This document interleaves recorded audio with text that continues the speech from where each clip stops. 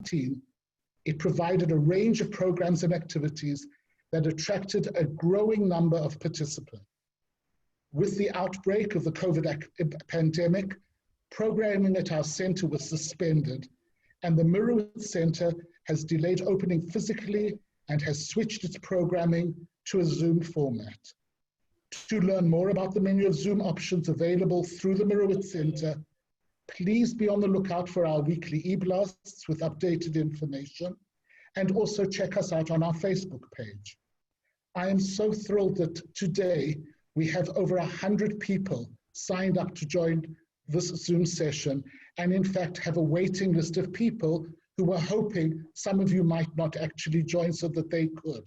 So in order to be able to share today's conversation, we're going to be recording this program and hoping, since it's our first time, that it comes out just right. And now it's my pleasure to ask Ed Crystal to introduce our guest speaker, Alan Spector. Thank you. Good morning. Good morning. Can you see me here? Can you hear me? My name is Eddie Crystal, and I am from the class of 1955, a little bit different than Alan's in the 60s.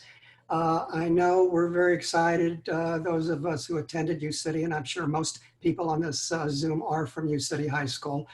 We attended a wonderful school. We had great memories, which Alan is going to bring back to us. And while I'm from the 50s, I look at it all, the 50s, 60s, as an age of innocence.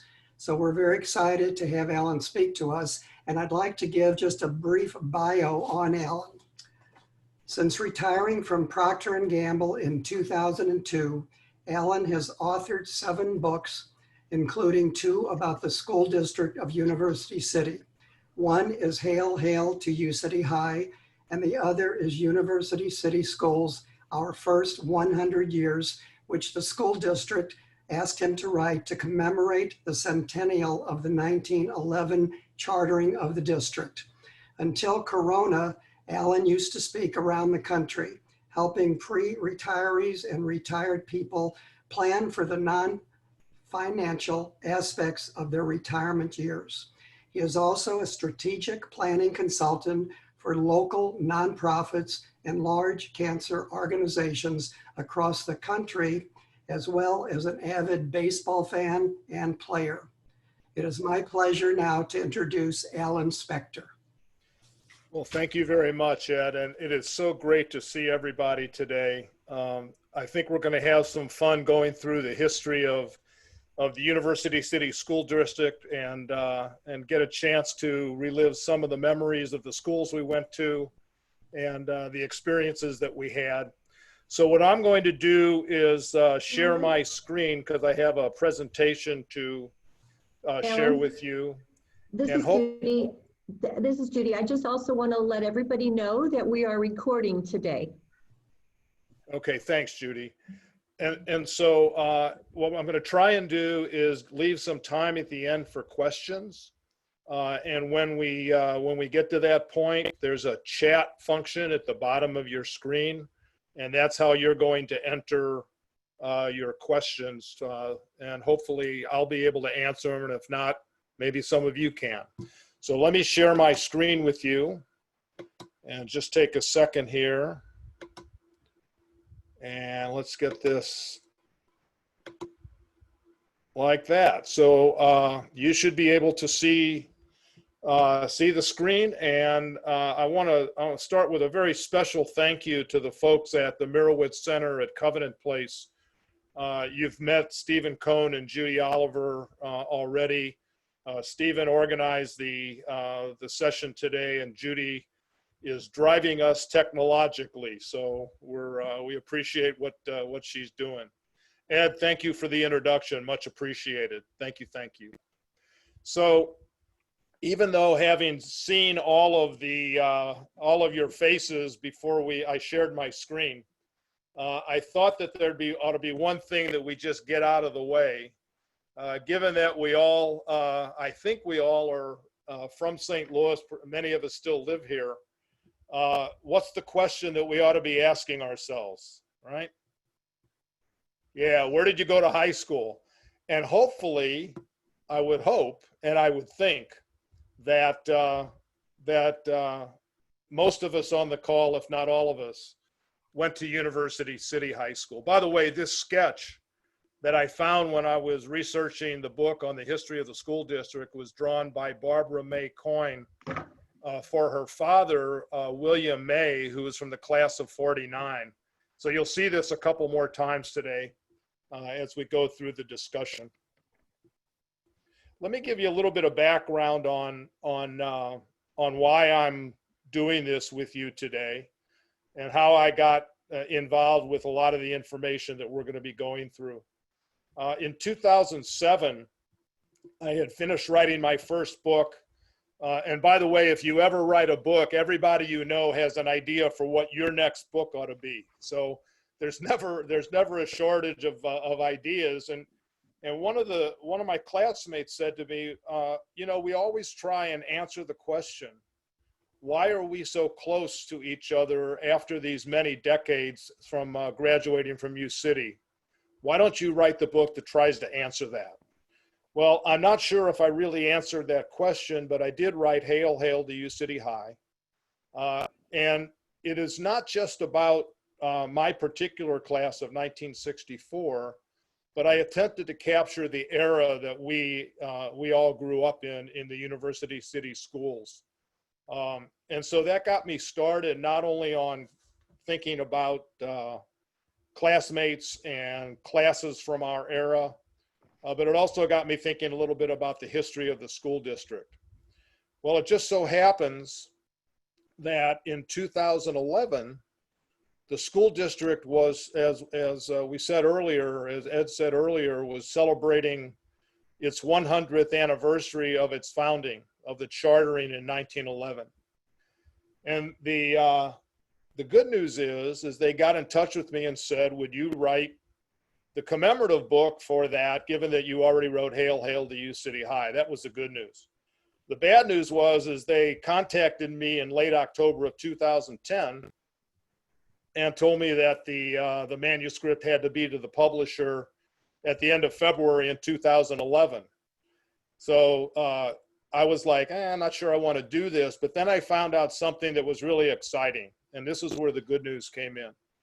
It turns out that the Historical Society of University City had been collecting news articles and photographs throughout the years and categorizing them by school. So the research in essence had actually been done. And at that point in time, it became my job to put it together in some kind of coherent form. And that became the book that you see on the screen there, University City Schools, Our First 100 Years. So that happened in 2011, and again, got me further involved in the history of the school district. So what I'd like to do with you today is to, in fact, revisit that history. It's relevant for any era of folks who've gone through the school district, but clearly most of our focus today is going to be on the era of the 50s and 60s. But we're going to talk about what it is that created that incredible experience that we all had at University City High School in that era. And I attribute it to two things. One is the exceptional education that we were exposed to. That was part of what came together to create our era. But the other thing, even though today we're obviously living through tumultuous times, the 50s and the 60s were a similar time in the country, and much of what was going on affected us deeply. And we're going to revisit some of that a little bit later on. So those two things came together to create our experience. So what I'd like to do is start with looking at what it was that created the exceptional education that we had. And certainly I won't necessarily be covering every aspect of it. We just don't have the time today. But as we go through the history of the school district, I think you'll get a sense for what led up to what we experienced in that era. So let's look at that history. Now, you may look at the lower right-hand corner and wonder, what the heck does Hamburger Heaven have to do with the history of the school district? Well, part of the answer is it doesn't. And the other part of the answer is it does. It's hard to talk about our history without having a picture of Hamburger Heaven. And since I had one and it's my presentation, I decided to throw it in.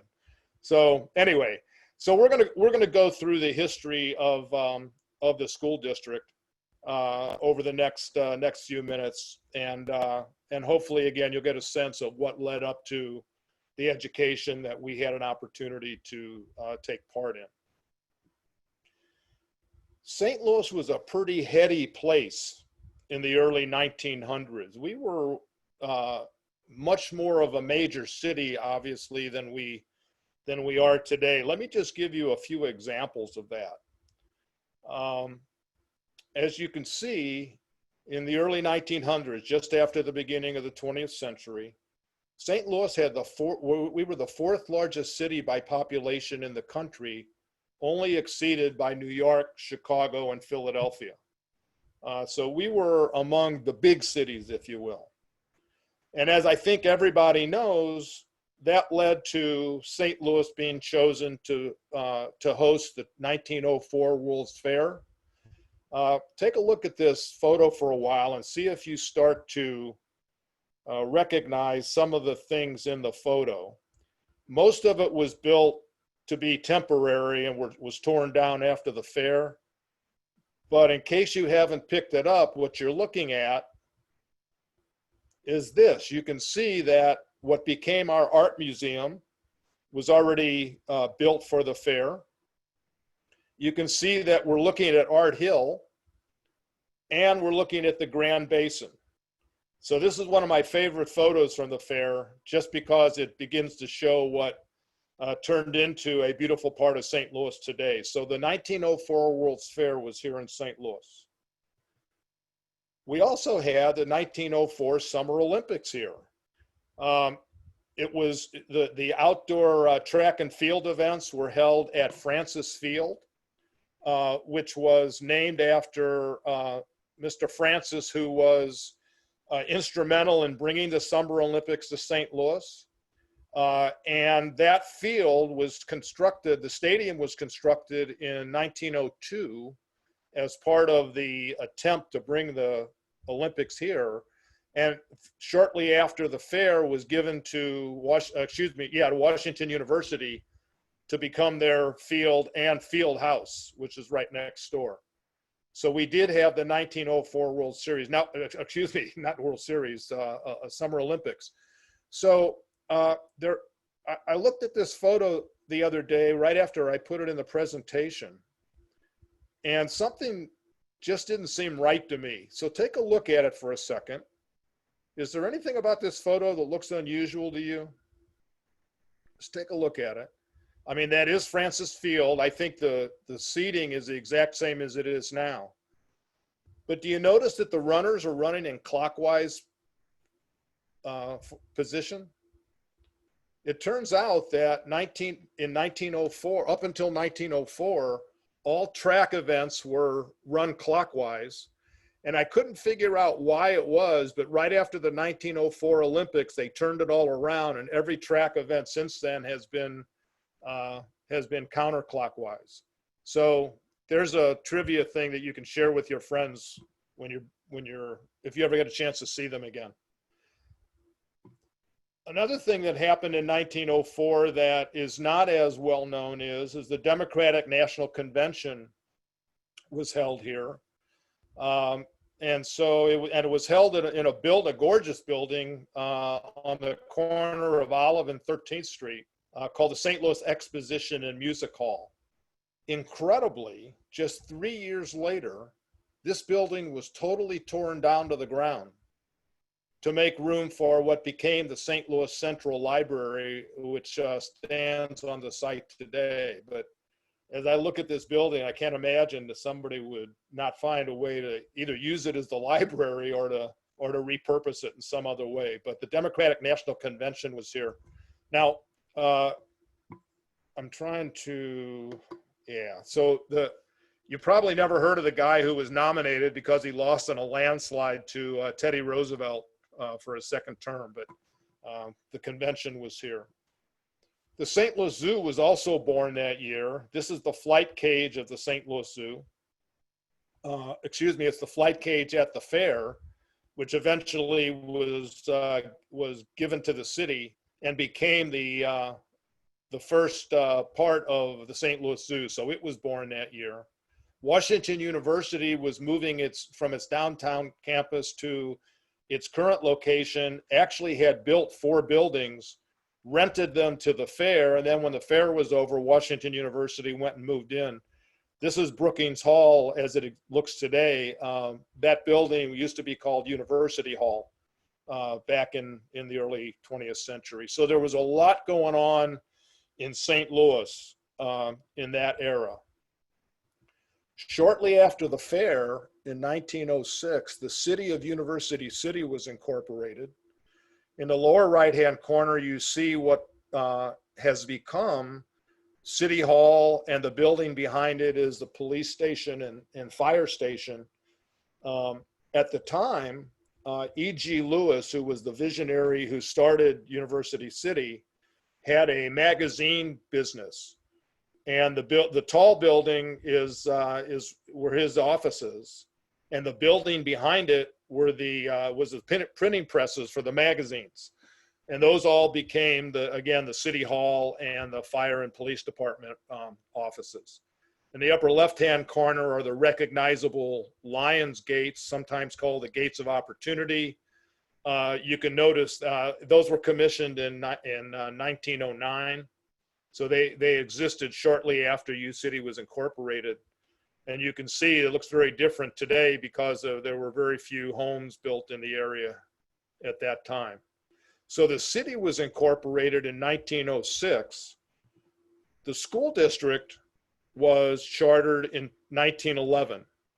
And at the time, E.G. Lewis was the mayor, and a gentleman named John Luther became the school superintendent, and the school board president was a gentleman named Luther T. Ward, and his name's going to come up again later on as we begin to look at some of the history of the buildings that we all became familiar with over time. Interestingly, when the school district was chartered, the only people who had the right to vote and who voted for the chartering were called freeholders, which were basically white male landowners. It was still a decade before women had the right to vote. So although we still have a long way to go, we've also come a very long way. These are pictures of the previous and current superintendents of the University City School District, African-American females. So we have definitely come a long way, even though we have a long way to go. So that's a little bit about the early 1900s, kind of in general and the overview. But let's get into what we're most interested in, I believe, which is let's talk about the schools of that era and then the schools of our era. So when the school district was formed, was chartered, there were actually a few schools that pre-existed its chartering. There was a temporary school on Bartner Avenue, there was a Mount Olive school, and there was a Ferguson school. And I love this particular photo of the Ferguson school because what you're looking at, and let me show you a larger photo of that. What you're looking at is Olive Street Road. It's muddy. The sidewalks are wooden planks.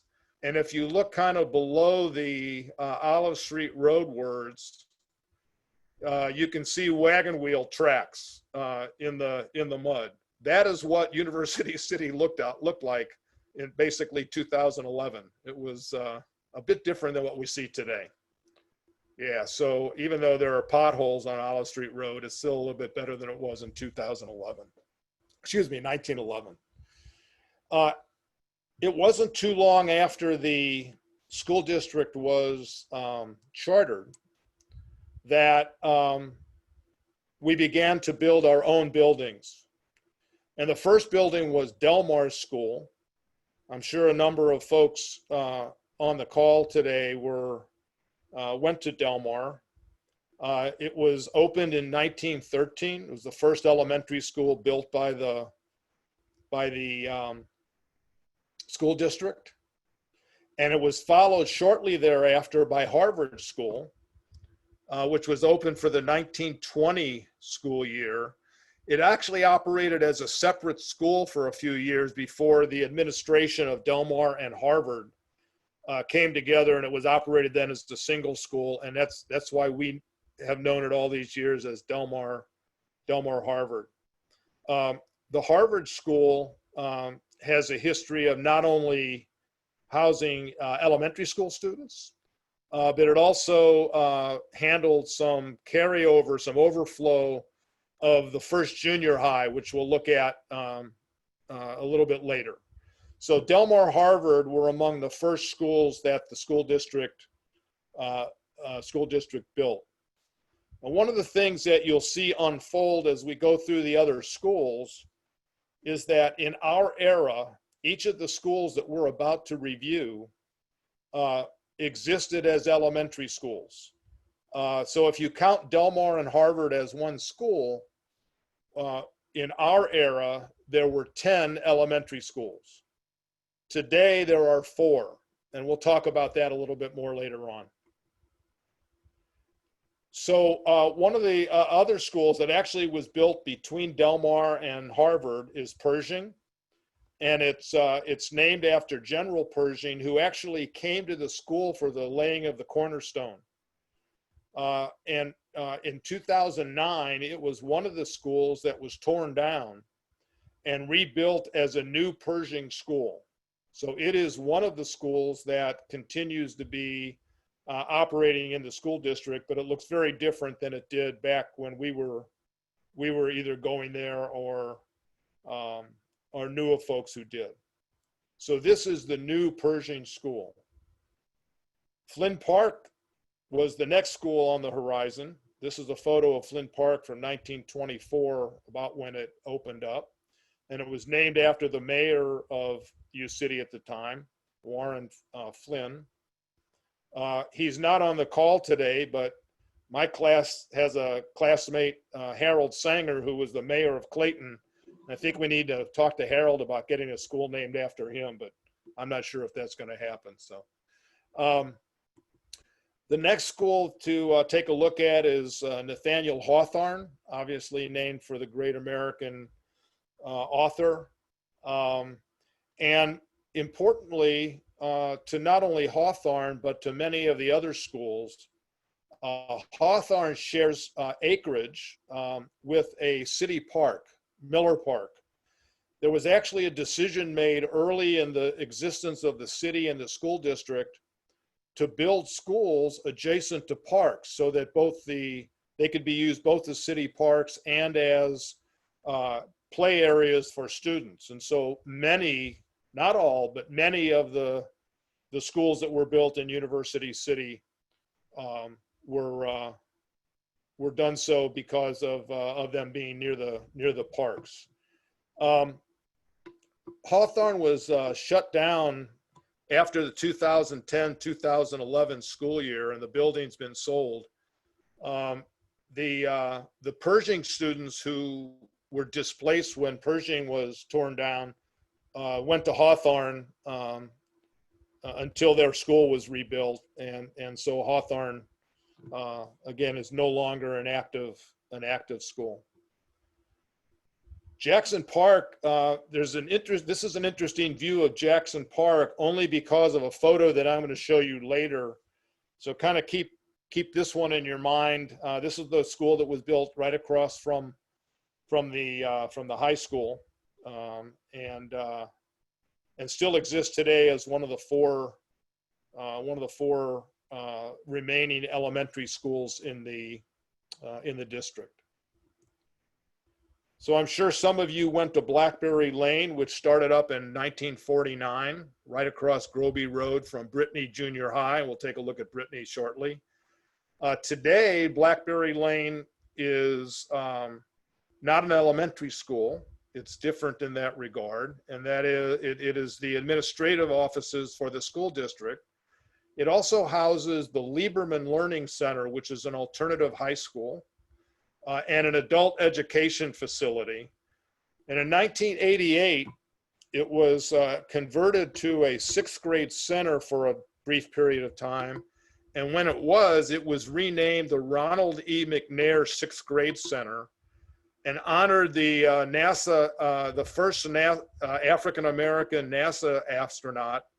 And he was one of the 7 crew members who was killed in the 1986 Challenger space shuttle tragedy. So Blackberry Lane School and that building is today the Ronald E. McNair building.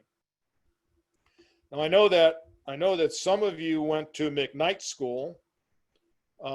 It was opened up for the 1953 school year and shut down in 1982 as school population began to fall off.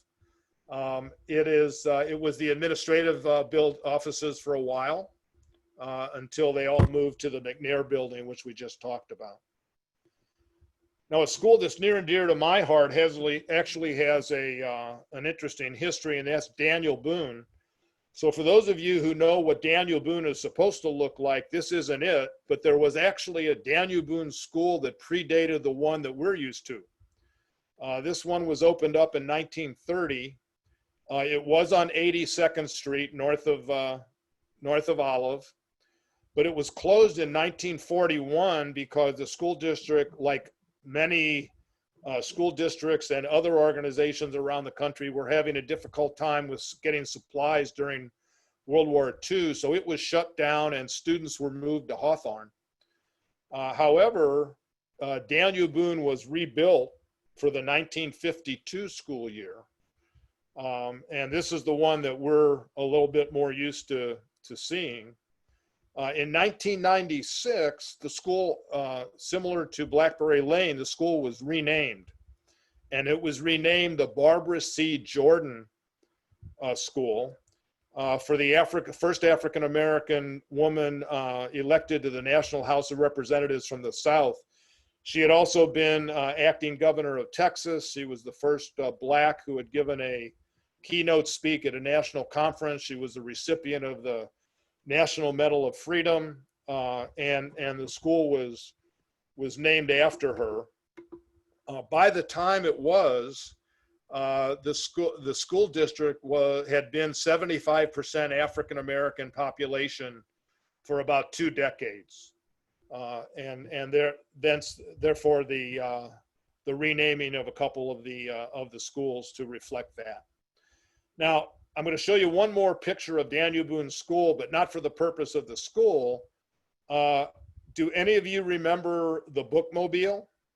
The library actually called it the Library on Wheels. And even though the schools had libraries, periodically the bookmobile would show up. And I don't know if one of us on the call is lined up there to get inside the trailer there, but we had access to the bookmobile at the time. Actually, there are still libraries in the schools. They're referred to as media centers because, yes, they still have real books, but they also have computer banks for the young people to use. So that is the bookmobile, Daniel Boone School, Barbara C. Jordan School. Before, again, in 1996, it was torn down and became this school that you see here. So if you're driving up 82nd Street in U City, stop off and see what the new school looks like. All right, so let's go through the remainder of the schools pretty quickly here so we can make sure we get to some time for some questions later. So University Forest was another school. It was built to handle some overflow from other schools. And relieve overcrowding. It was only a kindergarten through 3rd grade school. Greensfelder Park School, which is near and dear to my heart, it was built right across the street from where we lived on Fullerton, and handled overflow from Daniel Boone School, which was was getting overcrowded because of the growth of the student population in that neck of the woods. Poor Canterbury School was built to open in 1959 because of overflow at Blackberry Lane and a couple of other schools. And it was closed just 5 years later because the student population had peaked and had started to go back down. So the school district basically built a school for just a short period of time, but it turned out not to be a bad investment. The land and the building itself cost $350,000 to build, and they sold it when they shut it down for $460,000. So I know that's not what they intended for it to be, but it turned out to be an investment more than it was a timely built school. Let me introduce you to a building that's going to be important to us as we go through the next few pieces around the junior high and the high school. This is the Art Academy building of People's University, which was founded by E.G. Lewis. Washington University had moved to its current site, but Lewis thought that it would be a good idea to actually have a university in University City. And so he designed and planned for something called People's University. It was actually a design to have 6 buildings built.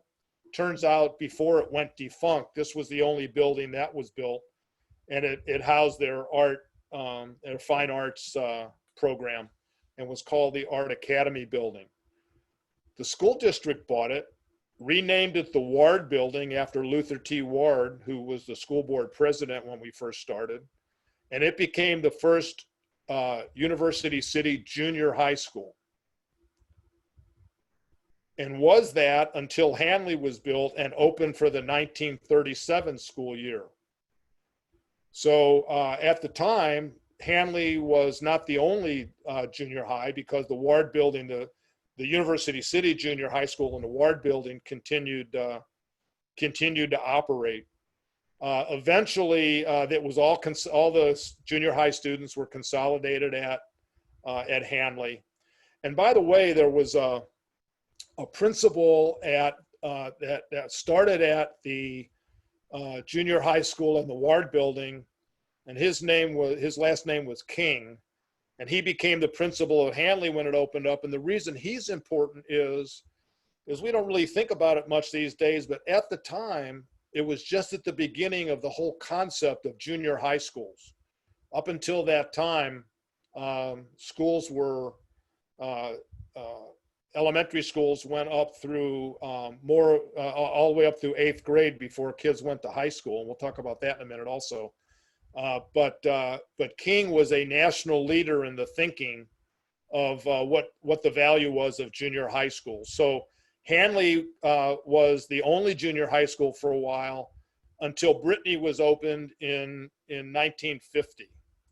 So you see Brittany Junior High School there.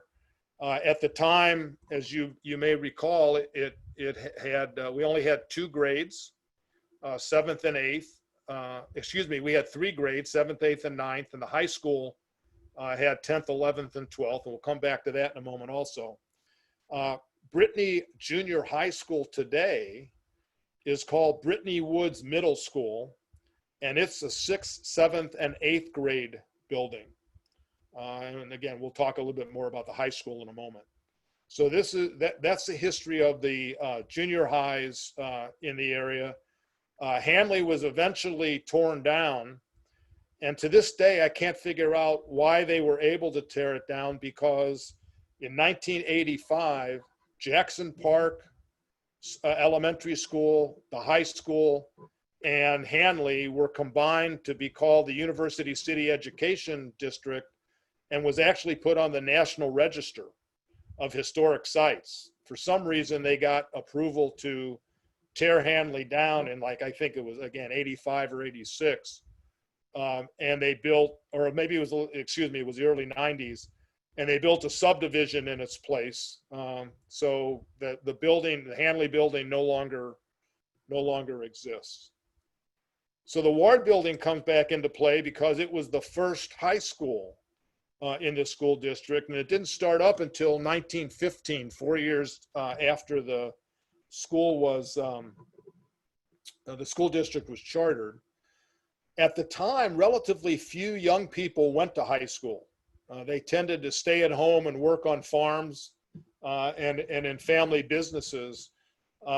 So if you were a high school student between 1911 and 1915, even though you were in the University City School District, the way you went to high school is you went to the Loop, you got on the streetcar, and you went down to St. Louis High School, which was eventually renamed Central High School, and that was your high school experience. So our first high school, again, resided inside the Ward building, as did the first junior high. And this is a picture of the second graduating class. I couldn't find a picture of the first one of this is 1919. The first one would have been in 1918. And that's the whole class. That's the whole class. When the high school started, there were only 45 students and 3 teachers. They had a broad curriculum, but it was a very small school, obviously. So that was the Ward building. That was the first University City High School. The high school that we're familiar with was opened in 1930. And I found this photo, which to me is my favorite photo of this whole discussion, and that's this one. This is an aerial view of University City High School in 1930, before everything had grown up around it. So across the street would eventually become, across Ballston would eventually become Jackson Park. Across Hanley would eventually become Hanley Junior High. Obviously the housing around would have filled in, but this is before all of that happened, because all of this was farmland before the school district bought it. So take a look at that. The circle was there, but not much else. So that's a little bit about what led us up to our high school. Let's talk a little bit about what we accomplished and and a little bit more about the quality of our education. And again, I'm going to run through this very quickly, trying to get to a time when we can ask a few questions. So you may recall that some words were etched on the door above the doors and the main entrance. And those words were about so much more than academic learning. Here are those words. And I think that's one of the reasons we feel so strongly about University City. Yes, it was about academic learning, but it was really about so much more. Okay, you got to memorize this because there's going to be a quiz later on. So basically, that's the history of the high school from 1915 to now 2020. And over that period of time, there have been about 30,000 graduates of the high school, just short of 30,000. Now, through all of those years, there's a person who I believe had the longest tenure at University City Schools. You should recognize this gentleman because he was there during our era. This is Wallace Klein. And when I was doing research for my U City history book, I interviewed Mr. Klein, who was still active at the high school as the official historian at the high school. And he said that he loved to tell students that he'd been roaming the halls of University City Schools for over 75 years. He was a student, he was a teacher, and now he was the historian. Mr. Klein is still kicking. He's up in Chicago. And every once in a while I get a chance to email with him, and he's still responding. So there you go. Our academics were solid. A couple of different surveys in our era. One had us be the 19th best high school in the country. One of only 5 in the top 20 in the Midwest. There was another one. There was a survey done in 1967, which selected us as one of the top 7 schools in the whole nation. Another indication of how well we did is the very few people who were chosen from around the world to be Rhodes Scholars. 5 of them have come from University City High School. And all of this was in no small part to the legendary teachers that we had. We were fortunate to have a a roster of incredibly good teachers. These are just a few of, I think legendary is a pretty good word for these folks and many more of them. So the academics at U City were obviously solid, but so were the athletics. The stadium at U City in 1999 was renamed the Mull Schemmer Stadium. Here's a picture of Coach Schemmer and Coach Mull from back in the day. In our era, we were pretty successful in athletics in just a 3-year period from 62 to 64. You can see the state championships that we won, including having a couple of state champion wrestlers, Myron Kimberg and Bernie Steinberg. And in fact, the track championships, we won 3 years in a row with Coach Schemmer at the head. And there was no shortage of opportunities to participate in the arts at University City. We were proud to, I think there were as many people who went to hear Dr. Prokofsky's Hallelujah Chorus as went to athletic events. Just a great place for the arts. So academics, athletics, and arts. Now you may not believe it, but I actually have a slide on technology. Here we're in the middle of a Zoom conference with all of us from around the country participating. And yet I would argue that we were on the leading edge of technology at University City in our era. And here's why. I think we played some of the earliest video games. Does everybody remember driver simulators in driver's education, right? You actually had remember that? We actually had the chance to fully do shifting and brakes and clutches and accelerators. And there was a screen in the front. When the door opened on the car, we had to jam on the brakes, and it actually measured our response time to see whether we were quick enough to keep from killing ourselves and people around us. So I would argue that we were on the technology edge as well. So one more point about the school, and then we'll cover a little bit about the times we lived in. When we were at the school, there were between 1,800 and 2,000 students in 3 grades, 10th, 11th, and 12th. Today, there are fewer than 800 students in 4 grades. The population of U City has gone from 51,000 in our era to 34,000. It's an aging population, so the percentage of households with school-age students has gone down. So there's considerably fewer students in the entire school district than the baby boomers that went through in our era. So that's a quick history of the high school. As I mentioned, we also lived in tumultuous times. I think we can all answer this question. Where were you when JFK was shot? I was in Mr. Fendelman's class. And I think many of us who were at the school at the time remember whose class we were in.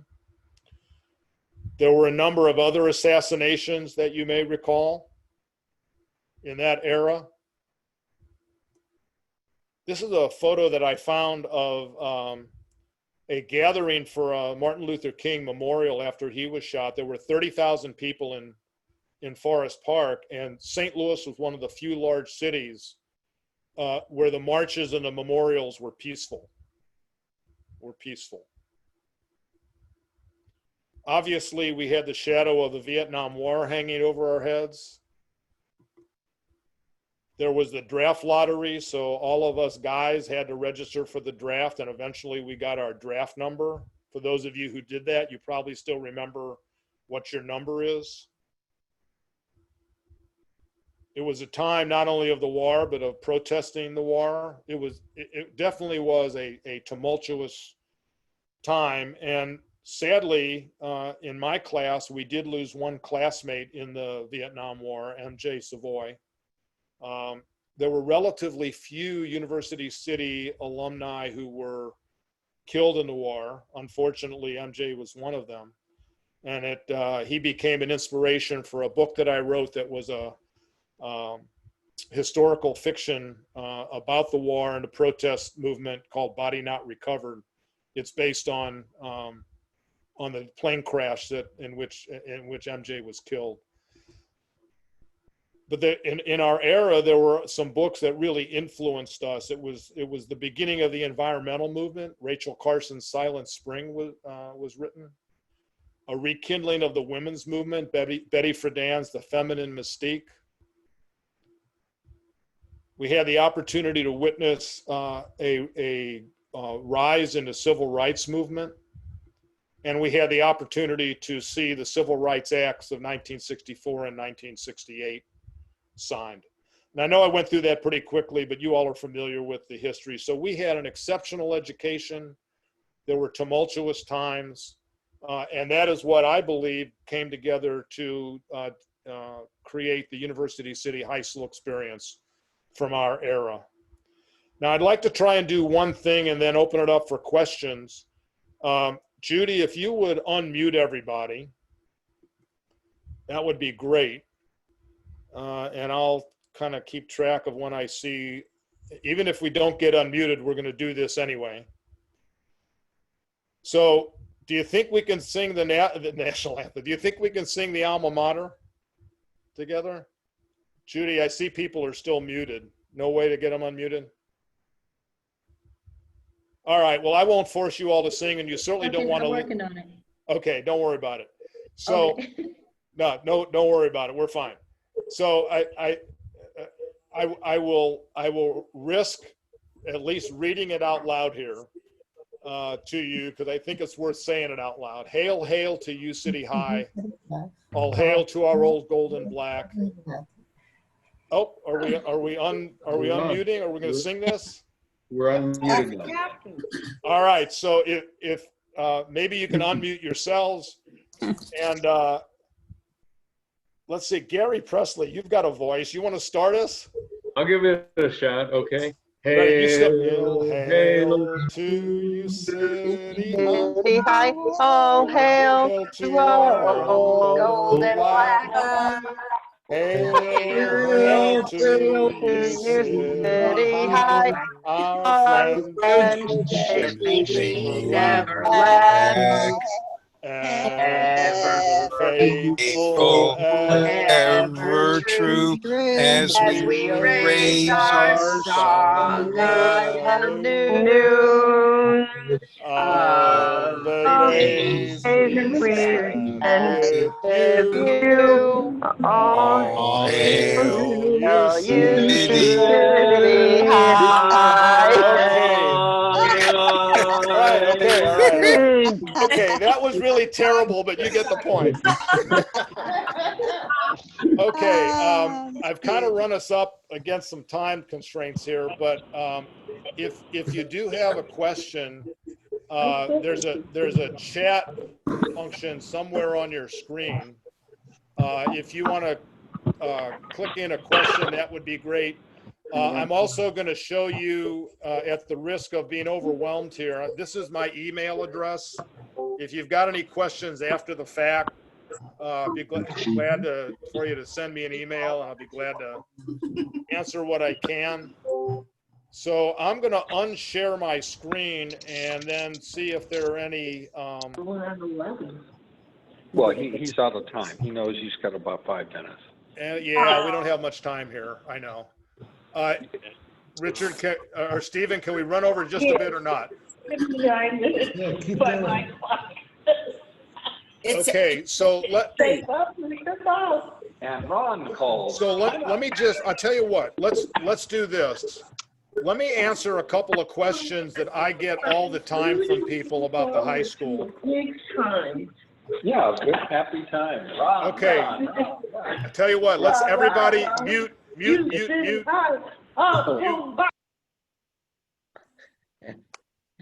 me try to find him. Where's he at?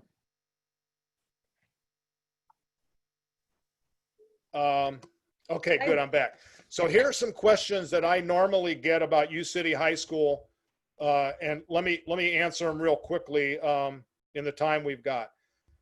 When did the Indians become the Lions? So in 1991, when that was going on in a lot of other areas, the school district decided to rename the mascot at the high school the Lions, which arguably could have been the name from the beginning, given that the Lions Gate is the entrance to University City. So yeah, I think everybody on this call are U City Indians, but now they're the U City Lions, and a totally bad thing.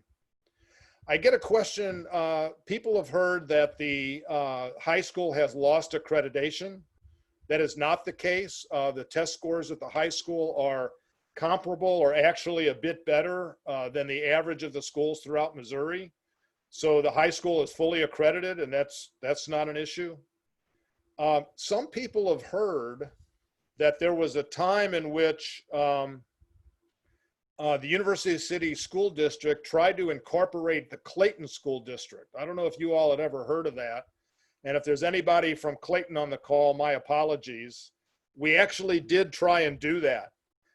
In 1911, when it was chartered, the school district tried to incorporate the schools that already existed in Clayton.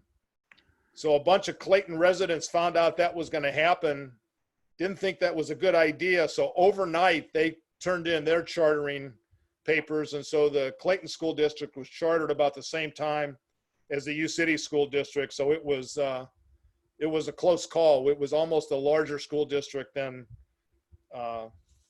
we have. So the last question that I get asked a lot is, do people still sing the alma mater? And sadly enough, the answer is no. I actually went to a homecoming, maybe 20 years ago now. My daughter and her family lived on the first house on Blackberry and Hanley. Remember the strip?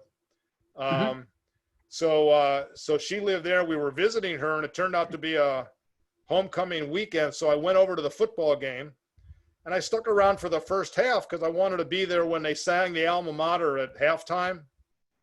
They didn't do it, and that was not good. But anyway, so the alma mater's kind of been lost to us folks. So thank you for singing it with me today. So. Okay, so Myron Holtzman, Stephen, do we have time for one or two more questions?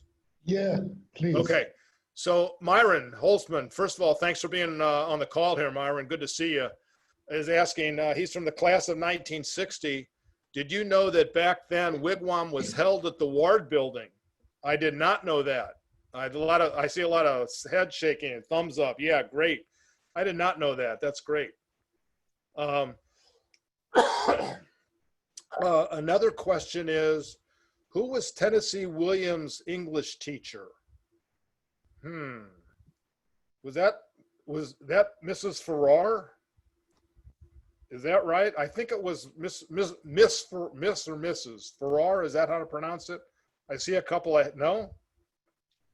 Can we, yeah, let's take a shot and try and unmute everybody and see what happens. Everybody hold your thoughts. I see that Gerald Fleischman is saying that he knows the answer. Mike Fleischman thinks somebody else knows the answer. All right. When we get unmuted here, we'll see who knows that. Mrs. Farrar. Somebody said they thought Miss Bowers or Miss Arndt. No. Mrs. Farrar. Say one more time. Mrs. Farrar was his teacher. Okay, and that's how to pronounce it, Farrar? That's how I pronounced it. All right, well then we'll take that as official. There we go. That's good. Oh yeah, here, yeah. She referred to him as Tommy Williams.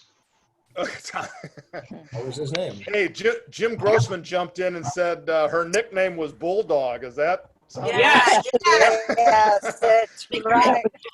And it was, oh my goodness. Okay, well, we were the Brittany Bulldogs. I didn't know that Mrs. It was Mrs. Fair, Mrs. Fair, and her maiden name was Miss Cowan. Wow. Okay. C-O-W-A-N. Okay. And she said the only thing that Tennessee Williams ever did in her class was time. Not like him at all. I love it. I love it. All right. I had her.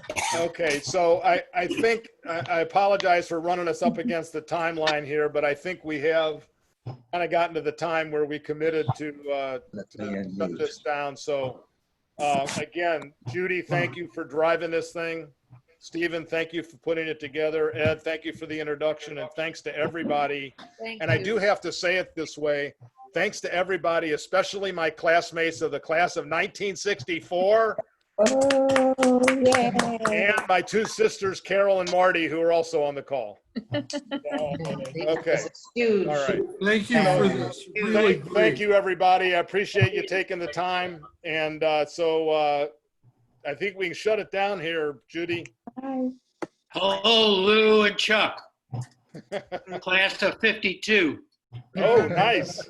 Nice. Hi, everybody. Thank you. Thank you, Thank you. Alan. Thank you, Alan. Well done. Thank you, people. Appreciate your help. You.